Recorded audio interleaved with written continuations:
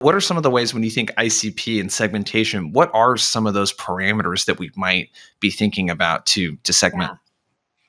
Yeah, I think there's a few different ways you can approach it depending on, your market, what you're selling, those types of things. So some of the kind of easiest ways to think about this are if you can truly work with, say, anybody in leadership at a certain type of company in a certain industry, then you can just make a pretty easy segment that's based on something as simple as like, okay, they got to be over this size or within a certain size range in agriculture. There's my ICP.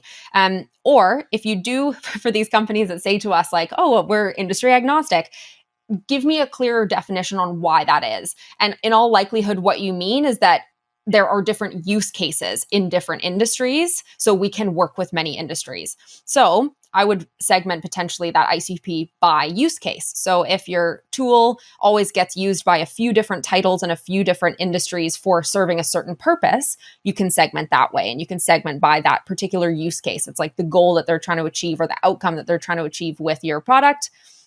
Some products, if they're, for instance, like HR software, you might be able to go pretty wide and actually just segment it by the type of title, because you can probably get away with using your custom variables to throw in the kind of industry related customization. Like if it's really not going to be different between an agriculture company and a retail company, like HR is HR and they're managing their people, maybe you can segment by persona. So the kind of industry or sub vertical, if you need to break it down any further, use case and persona are kind of the highest level way that you can segment.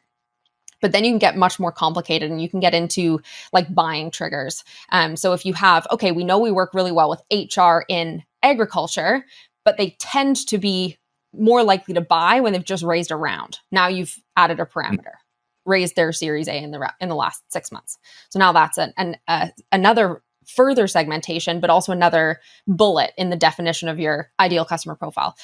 Maybe some of the things around buyer persona, like new enroll, comes in and wants to shake up the way the departments run. So then you've got, again, another way to further segment. We've got agriculture companies, HR departments, raised around in 6 months, person just joined the company. And basically you're like narrowing this ICP, both by things that seem to equate to them being more likely to buy and more likely to stick around, more likely to have a conversation, but also just make it easier for you to reach out to them in a relevant way.